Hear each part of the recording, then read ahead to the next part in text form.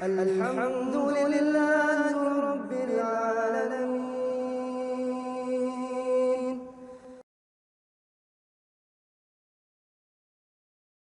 Di mana pasukannya awalnya 1.000 orang. Setelah melewati kebun, ya, mendekati lokasi Uhud, 300 pasukan yang dipimpin oleh Abdullah bin Ubay bin Salul balik kanan, mundur di tengah jalan. Ya. Alasannya mereka mengatakan alasannya ini nggak ada perang kok, kita pulang aja. Alasannya nggak logis. Ya. Kami berangkat kan untuk perang, lah ini kan nggak ada perang, malah mengatakan begitu. Ya, ini di Allah tulis dalam surat Ali Imran ayat 166 167. Bisa nanti dibuka dalam surat Ali Imran ayat 166 167 tentang pengkhianatan orang-orang munafik yang dipimpin Abdullah bin Ubay bin Salul. Dan ini efeknya sangat luar biasa Bapak Ibu sekalian.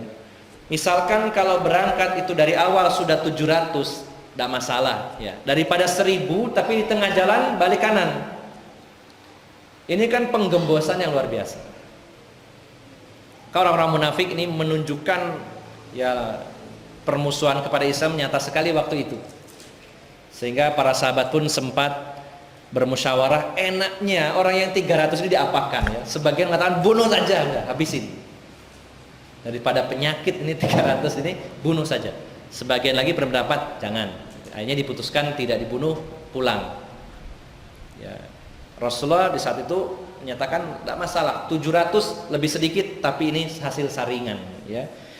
Nah setelah 300 orang ini ada dua kabilah, yaitu Bani Salamah dan Bani Harithah, kurang lebih 200 personil itu ikut pulang juga. Yang ngikuti langkahnya orang-orang munafik. Jadi tinggal 500. 200. Nah, akhirnya yang yang 200 ini dibujuk oleh Jabir bin Abdillah, disampaikan ayat-ayat Al-Qur'an kepada yang 200 ini, akhirnya mereka kembali lagi bergabung dengan Rasulullah sallallahu alaihi wasallam. Yang 300 balik ke kota Madinah. Tinggal 700. Dan yang 50 ditempatkan di Bukit Romat untuk menjadi pemanah jitu, dan yang berhadapan langsung dengan musuh adalah 650 berhadapan dengan 3.000. 650 dengan 3.000 pasukan. Dan sebelum terjadinya perang, Rasulullah menyeleksi pasukan di mana terdapat 14 ABG yang belum layak ikut perang. Ada Abdullah bin Umar, ada Zaid bin Thabit, ada Bara bin Malik, kemudian ada Samurah bin Jundub dan lain-lainnya. Ada 14 anak.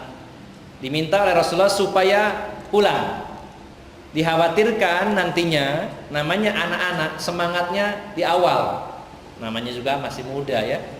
Khawatir Rasulullah, disebutkan dalam sejarah alasannya Rasulullah memulangkan anak-anak ini. Khawatirnya nanti begitu menyaksikan musuh menebas leher, ya terkena panah, ada yang kepalanya pecah dan sebagainya, terus ya namanya juga anak-anak ya, terus keder terus lari. Nah ini akan menggoncang pasukan yang lain. Nah, Rasulullah kepintarannya luar biasa, diseleksi. Daripada jumlahnya banyak tapi bermasalah, disaring lagi. Saring lagi 14 anak. Ya, termasuk Abdullah bin Umar di sana. Ya, tetapi ada seorang anak yang show of force gitu ya, menampilkan kelihayannya, yaitu yang bernama Rafi bin Hudaij. Ya Rasulullah, walaupun saya ini 13 tahun, saya pandai memanah. Coba lihat. Memanah di hadapan Rasulullah panah. Jitu ternyata. Nah, kata Rasulullah, kalau ini nggak apa-apalah, walaupun masih kecil, pinter, ya nggak apa-apa. Maka ada kisah di situ, Samurah bin Jundub, seorang sahabat mulia, masih usianya muda, 13 tahunan juga, merengek kepada ayah tirinya, ayah, saya ini, sambil menangis, saya ingin ikut perang. Kalau memang anak-anak nggak boleh, Rafi itu loh ikut, dan saya bisa mengalahkan dia. Tolonglah sampaikan kepada Rasulullah, saya ingin ikut perang. Subhanallah ya. Maka ayahnya yaitu Mari bin Sinan bin Sa'labah, ini ayah tirinya, menghadap Rasulullah, Rasulullah nun tolong, ini anak tiri saya itu nangis merengek-rengek minta perang. Alasannya katanya dia bisa mengalahkan Rafi bin Hudaij tadi. Kata Rasulullah, oke kalau gitu buktikan di hadapan saya, ayo tanding gelut. Dia belum perang tuh, lihat penampilan dulu.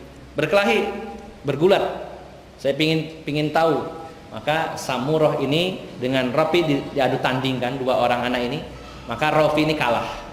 Makanya Rasulullah mengajak dua pemuda ini yang masih ABG, diajak perang dua-duanya. Ini salah satu kelebihan Rasulullah SAW dalam menyeleksi pasukan beliau. Ini kurang lebih awal mula peristiwa perang Uhud. Maka beberapa pelajaran penting bisa kita petik. Saya simpulkan. Yang pertama, bahwa orang-orang kafir dengan apapun motifnya, apakah motif agama, ekonomi, sosial, ataupun masalah politik, atau mungkin gabungan dari itu semuanya, maka yang jelas orang-orang kafir itu tidak akan pernah berhenti menghalangi pengembangan dan laju dakwah Islam ini. Tidak akan pernah berhenti. Mereka akan mengorbankan banyak hal untuk menghalangi kita dari jalan Allah Subhanahu wa taala. Maka kita pun harus berjuang lebih keras, lebih banyak lagi berkorban untuk mengimbangi pengorbanan mereka. Kemudian yang kedua, Bapak Ibu jamaah sekalian, pelajaran yang bisa kita petik adalah bagaimana Rasulullah SAW ketika beliau bermusyawarah. Perbedaan-perbedaan pendapat inilah yang melatar belakangnya sebuah musyawarah. Maka jangan pernah kita menghindari musyawarah dengan alasan daripada rame gak usah musyawarah. Nah, kalau nggak rame ya memang nggak butuh musyawarah.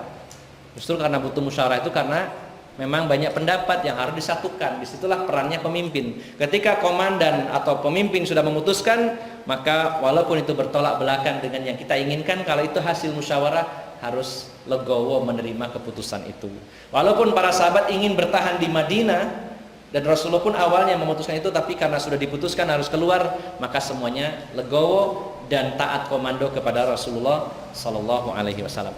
Kemudian yang berikutnya adalah tentang orang-orang munafik yang melakukan pengkhianatan. Inilah sebuah konspirasi dengan orang-orang kafir yang akan selalu ada di dalam tubuh kaum muslimin, orang-orang yang menggembosi, mengkhianat dan lain-lainnya.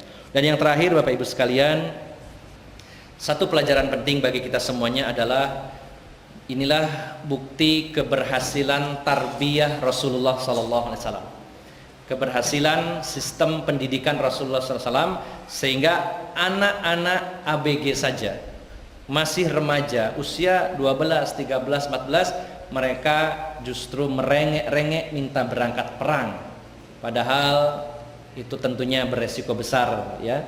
Tapi mereka hasil gemblengan didikan Rasulullah, sehingga tidak ada yang mereka takuti kecuali Allah Subhanahu wa taala, dan mereka sangat bercita-cita ingin mati syahid. Inilah keberhasilan dakwah Rasulullah SAW, membentuk pribadi-pribadi yang tangguh, yang siap berkorban nyawa dan juga harta di jalan Allah Subhanahu wa taala. Mudah-mudahan Bapak Ibu sekalian kita bisa meneladani dan mengambil ibrah dari semua perjuangan dan pergerakan Rasulullah Muhammad sallallahu alaihi wasallam.